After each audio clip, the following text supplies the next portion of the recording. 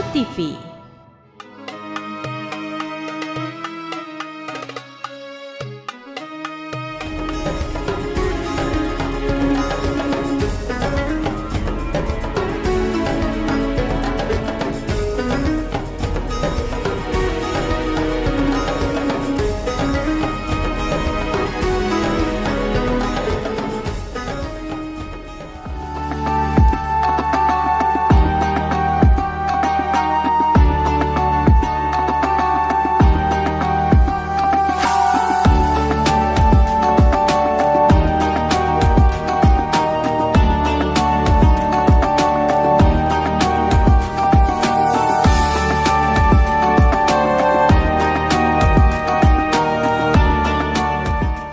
Wa khususan ila Profesor Dr. Asy-Syaikh Al-Hajj Maskuri MSI Mudirul Al-Jami'ah Al-Islamiyah Yunisma min Malang. Hayya bina nasyur ilallah alladzi qad a'tana ni'matan katsiratan hatta nastati'a an najtami'a fi hadzal musalla al-mubarak fa insyaallah. Bismi khadimil ma'had naqulu ahlan wa sahlan bi hudurikum ayyuhal ru'asa min al-jami'ah al-islamiyah min Malang. Ahlan wa sahlan bihudurikum wa ana bismi khadimil ma'had mastati an a'ti ta'dhiman wa ikraman ilaihim bihudurihim illa as'alukum ad-du'a asa hadzal ma'had nafi'an lana fid dini wad dunya wal akhirah. Assalamualaikum warahmatullahi wabarakatuh.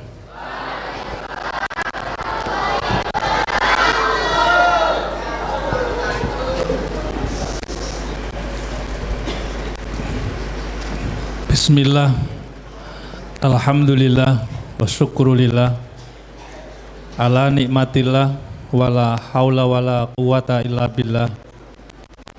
Allahumma sholli wa sallim ala sayyidina Muhammad wa ala alihi wa ashabi ajmain, amma ba'du.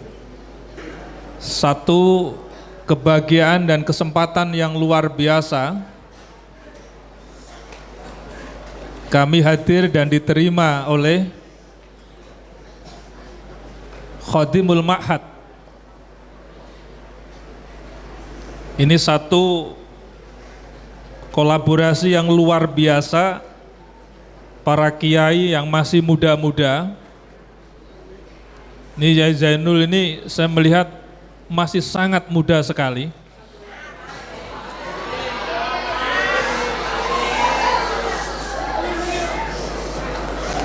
Dan baru saja dikukuhkan menjadi seorang doktor dalam program studi bahasa Arab. Sehingga tadi saya sampaikan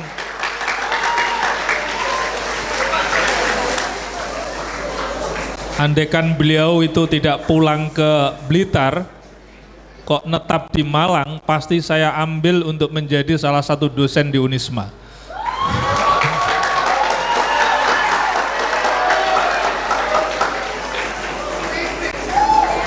Tapi ternyata justru bisik-bisik saya di pesantren Mambaus Sholihin ini juga akan mendirikan sekolah tinggi ilmu agama Islam, gitu Kiai, dengan program studi manajemen pendidikan Islam dan tadris bahasa Inggris. Ini satu upaya yang luar biasa dalam rangka untuk ikut mencerdaskan kehidupan bangsa.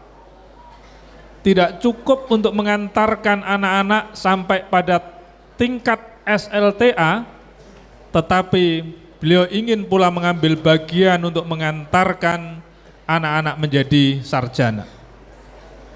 Tapi bisik-bisik ke saya, Pak Rektor, nanti kalau saya butuh SDM, bahasa Inggris maupun manajemen pendidikan Islam, insya Allah beliau nanti juga akan menghubungi saya, karena terus terang di Unisma juga ada 10 program studi magister dan 1 program studi doktor pendidikan Islam multikultural.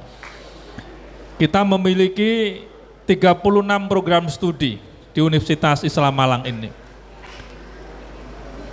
Tekad utamanya adalah ingin bagaimana supaya anak-anak bangsa menjadi anak-anak yang mampu mengubah Indonesia dan mengubah dunia melalui ilmu pengetahuan dan teknologi yang dimiliki. Kita diamanai oleh Allah Subhanahu wa Ta'ala dengan berbagai macam fenomena yang ada di alam ini, baik yang ada di daratan maupun di lautan maupun di angkasa. Semuanya membutuhkan pemikiran-pemikiran besar dari manusia yang diciptakan oleh Allah di muka bumi ini, agar supaya mereka bisa membangun budaya dan peradaban yang lebih anggun dan lebih bermartabat untuk kepentingan manusia itu sendiri. Indonesia ada negara yang mayoritas muslim. Mayoritas muslim ini dan sekaligus menjadi bagian dari bonus demografi di negara kita. Sejak tahun 2005 hingga nanti tahun 2035, di mana bonus demografi usia produktif anak-anak sekolah ini akan semakin banyak, semakin membutuhkan perhatian, semakin membutuhkan asupan-asupan ilmu pengetahuan dan teknologi dengan pendekatan-pendekatan yang lebih humanis konstruktif, yang lebih humanis, yang lebih mudah untuk bisa dipahami oleh anak-anak bangsa, terutama di dalam melaksanakan proses pembelajaran. Ini membutuhkan apa yang disebut dengan kualitas sumber daya pendidik dan sekaligus sumber daya dosen yang memadai. Kalau tidak, negara kita bukan lagi nanti akan bisa memperoleh bonus demografi dari jumlah penduduk yang sangat besar. 65% penduduk Indonesia adalah menjadi bagian dari bonus demografi. Selama bonus demografi ini tidak di-manage dengan bagus, tidak dikelola dengan bagus, maka akan menjadi malapetaka demografi, bukan lagi menjadi bonus, tetapi menjadi beban pemerintah, beban masyarakat, karena sumber daya manusianya tidak memiliki kemampuan di dalam mengelola berbagai macam alam yang ada di muka bumi ini. Maka tanggung jawab kita semuanya. Sekolah tidak cukup pada tingkat SLTP, bahkan pada tingkat SLTA. Tenaga kerja di Indonesia mayoritas didominasi oleh anak-anak yang lulusan SLTP, sehingga negara kita tidak segera bangkit dari ekonomi yang lebih mapan, tetapi dari waktu ke waktu justru mengalami satu kemerosotan yang luar biasa. Ini disebabkan oleh apa? Tenaga kita mayoritas adalah dari lulusan SMP. Maka anak-anak sekalian, mumpung sekarang berada di pesantren, di pesantren ini mencoba mengintegrasikan antara ilmu dan agama, agama dan ilmu pengetahuan, dan disinilah tempatnya tafaqquhu fiddin. Anda dididik, dibimbing, diarahkan agar supaya memiliki akidah yang kuat, dan penguasaan syariatnya juga luar biasa. Sisi lain moralitasnya juga sangat membanggakan, yang didukung oleh kemampuan ilmu pengetahuan dan teknologi. Ini modal pesantren, tafaqquhu fiddin, memperdalam ilmu agama, agar supaya apa?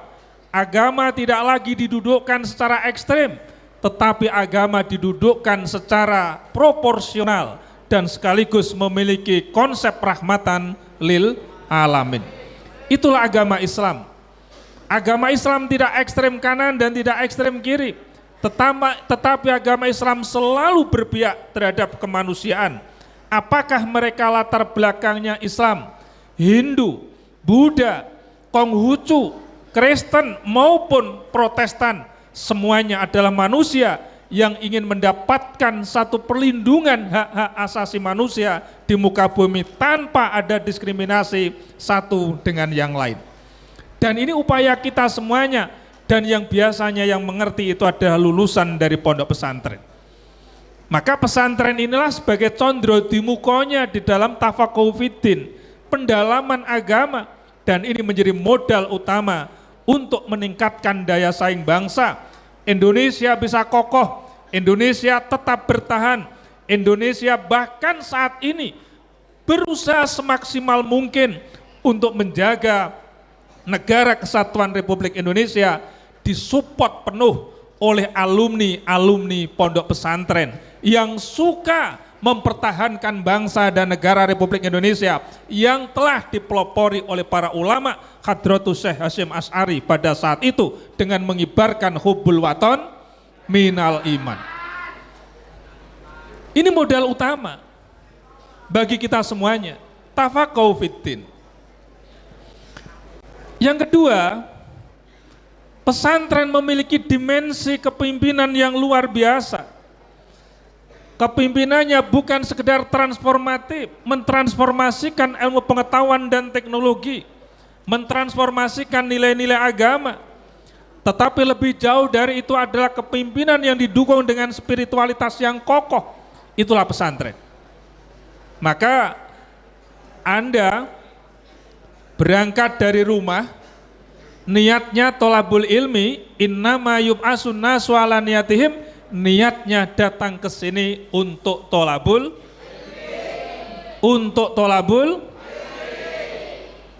bukan datang ke sini untuk menciptakan tindakan-tindakan disharmoni, untuk menciptakan situasi yang tidak nyaman, tetapi justru belajar satu sama yang lain.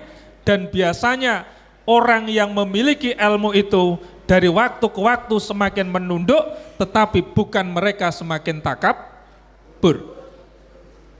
Maka di pondok pesantren ini tempatnya kita untuk hifdzul lisan, menjaga lisan kita yang asalnya uraan. Ngerti uraan? Bahasanya kasar. Di pondok mulai menunduk. Karena apa?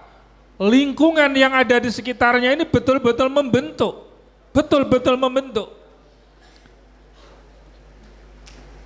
Tidak suka monopoli. Tidak suka menyakiti temannya. Dan bahkan dilatih dengan sikap mandiri, dilatih dengan sikap sederhana, dilatih memiliki sikap sosial yang tinggi, dilatih memiliki sikap toleran yang tinggi, di tengah-tengah di mana kita semuanya memiliki satu keinginan yang berbeda-beda satu sama lain, tetapi karena sikap toleransinya begitu kuat, maka satu sama lain saling mendukung tentang harmonisasi. Selamat datang di Universitas Islam Malang, kampus unggul berkarakter Islami Ahlus Sunnah wal Jamaah dan telah mengimplementasikan Merdeka Belajar Kampus Merdeka dengan muatan distingsi di setiap program studi. Berbagai pilihan program studi telah didukung oleh fasilitas lengkap, laboratorium modern, dan SDM yang berkualitas. Penguatan karakter serta jalinan kerjasama nasional dan internasional mengantarkan mahasiswa Unisma meraih berbagai prestasi. Ketika saya masuk kampus Unisma, saya merasakan pendidikan tinggi Islam yang maju dan modern di sini. Mari bergabung bersama Unisma Malang, kampus unggul berdaya saing menuju World Class University. Unisma dan NU untuk Indonesia dan peradaban dunia. Jadi tidak berlebihan di dalam penampilan, suka riadoh, suka puasa Senin Kemis, suka sholat malam atau qiyamul lail, suka sholat duha. Ini adalah tradisi-tradisi yang ada di pondok pesantren. Inilah yang tadi saya katakan, bahwa pesantren bukan saja memiliki dimensi transformatif, tetapi memiliki dimensi spiritual yang luar biasa. Sehingga orang tua kita, dulu saya dikirim di pesantren untuk belajar agama. Karena orang tua menginginkan agar supaya anaknya bisa memahami ajaran agama. Begitu rindu orang tua itu. Maka ini kesempatan buat saudara untuk menunjukkan satu prestasi di hadapan kedua orang tua saudara, menjadi qurrata a'yun, menjadi anak-anak yang soleh, yang betul-betul menjadi dambaan dari kedua orang tua saudara. Maka peluang ini jangan kemudian diabaikan. Kalau saudara mengabaikan peluang ini, sungguh saudara akan menyesalkan, karena saya pun sesungguhnya masih merindukan untuk masuk di pondok pesantren seperti saudara ini. Rindu kita dengan pesantren. Kalau sekarang semuanya serba nyaman ya, lingkungannya bersih, ventilasi dijaga sedemikian rupa. Insya Allah nggak ada yang gudikan di dalam pesantren.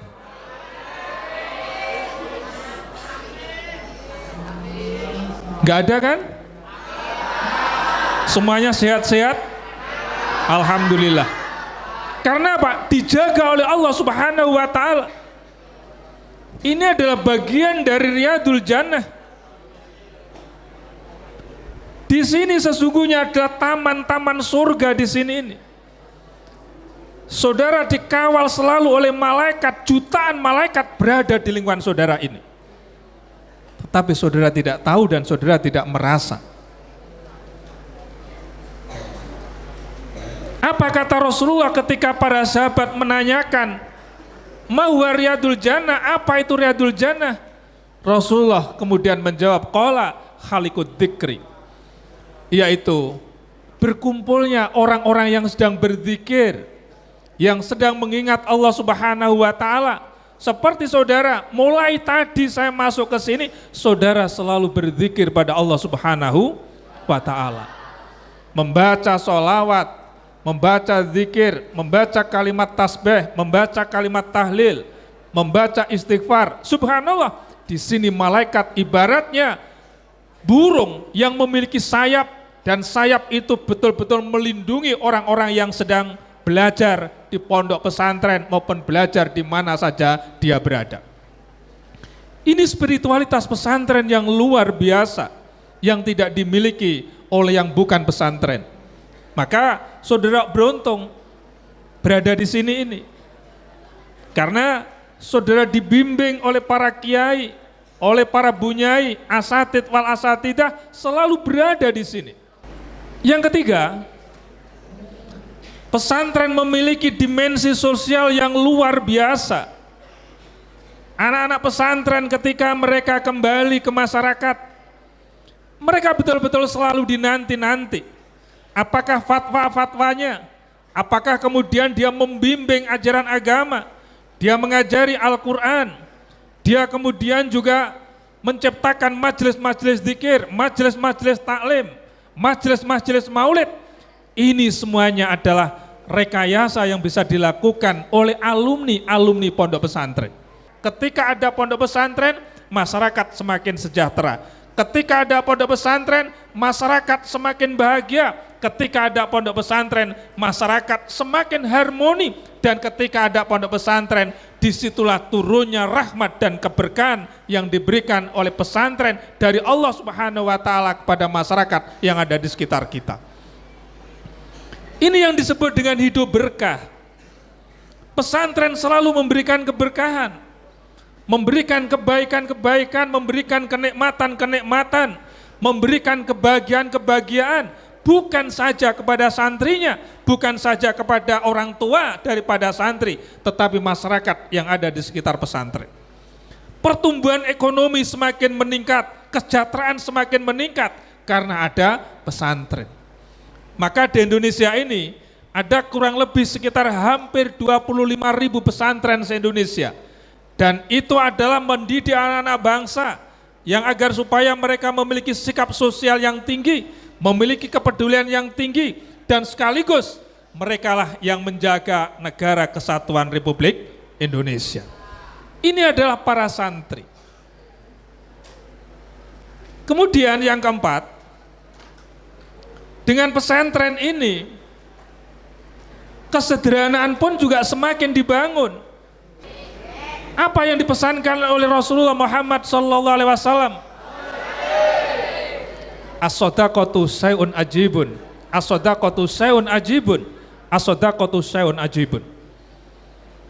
Jadi sedekah itu sesuatu yang sangat ajaib. Secara matematis dana itu dikeluarkan, tetapi justru Allah menambah yang lebih banyak kepada orang yang suka sedekah. La in sakartum la azidannakum wa la in kafartum inna adzabi lasadid. Ini adalah merupakan janji Allah Subhanahu wa taala. Maka saya pesan pada anak-anakku sekalian, camkan. Kita seringkali membaca surat Al-Qasas ayat 26. Di sana ditegaskan inna khairam man istajartal qawiyul amin.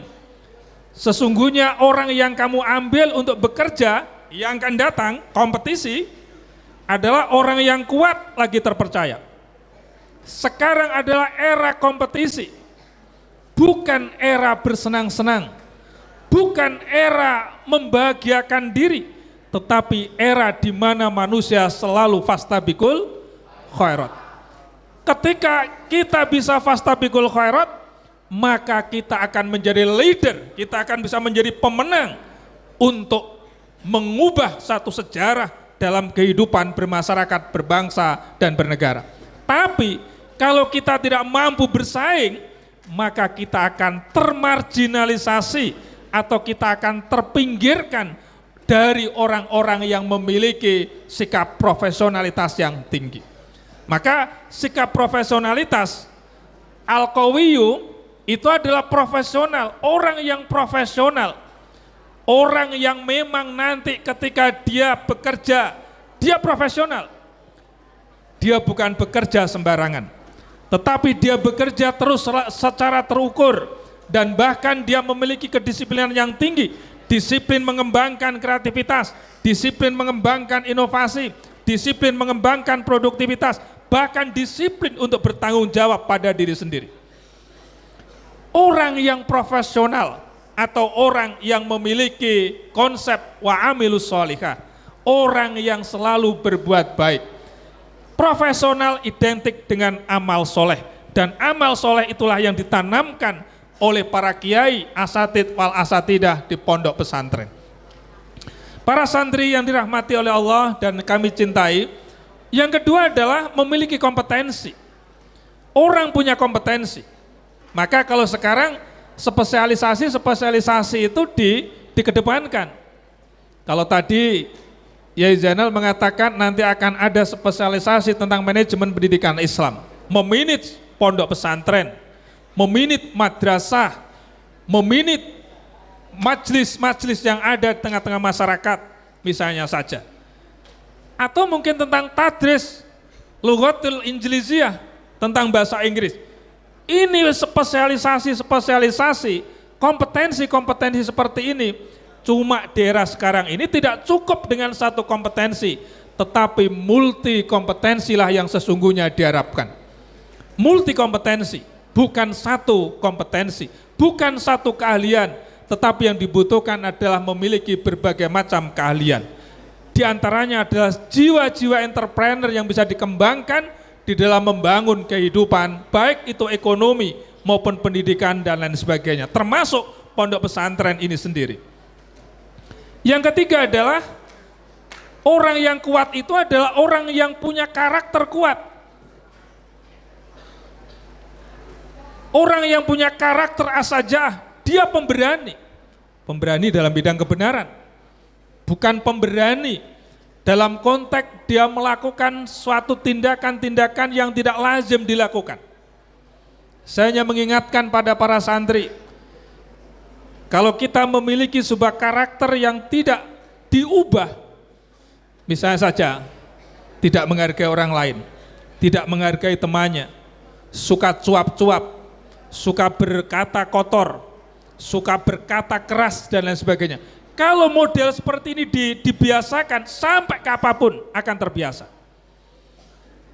Karena habituasi, pembiasaan itu diulang-ulang terus. Semakin dia mencoba untuk bisa memperbaiki diri, semakin menunduk dengan kapasitas keilmuan yang tinggi, maka sesungguhnya itulah yang sesungguhnya dinanti-nanti oleh calon mertua yang akan datang. Kan calon mertua pasti akan mengambil lah. Calon mertua atau dari calon laki-laki pasti akan diambil. Itu moralitasnya seperti apa, intelektualitasnya seperti apa, keturunannya seperti apa, cara berpakaian seperti apa, cara berbicara seperti apa. Ini semuanya, termasuk juga yang perempuan. Juga demikian. Maka habituasi itu penting, pembiasaan itu penting, termasuk di pondok pesantren. Ini pembiasaan terbaik selalu harus dilakukan dan sekaligus sudah dilakukan di pondok pesantren. Saja berani, tapi berani untuk membela kebenaran. Yang kedua adalah al-hikmah, bijak. Bijak dalam menyikapi berbagai macam persoalan. Bijak dalam menyikapi berbagai macam permasalahan yang selalu mengambil tengah dan tidak ingin merugikan orang lain. Selalu berdiplomasi, selalu berkonsultasi. Tidak semata-mata nafsunya lah yang dijadikan sebagai alat untuk mengambil sebuah keputusan. Nafsu di sini ada nafsul lawamah, ada nafsul mutmainnah.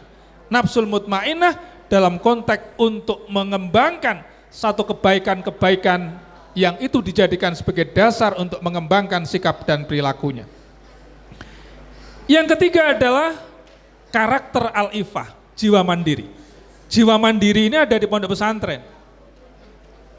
Jadi kalau tidak memiliki jiwa kemandirian yang tinggi, pasti nggak akan kerasan di pondok pesantren. Tapi kalau jiwa kemandiriannya tinggi, ini luar biasa. Tapi anak sekarang makan disediakan, baju juga dicucikan, kan tidak mencuci sendiri kan? Oh, nyuci sendiri. Ini bagian dari sikap mandiri. Ini luar biasa. Dan kemudian yang terakhir adalah memiliki sikap al-adalah, yaitu sikap proporsional.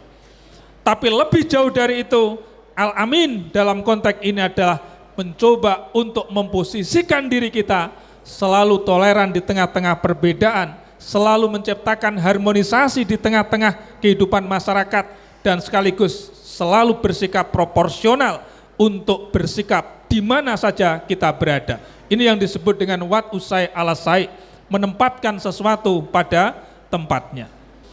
Mungkin itu anak-anak sekalian, kiai yang bisa kami sampaikan dalam pertemuan kali ini, bahwa pentingnya kita untuk memperdalam ilmu pengetahuan dan teknologi adalah menjadi bagian dari mempersiapkan diri untuk fastabiqul khairat. Wal afu minkum, wallahul muwaffiq ila aqwamit thoriq. Wassalamualaikum warahmatullahi wabarakatuh.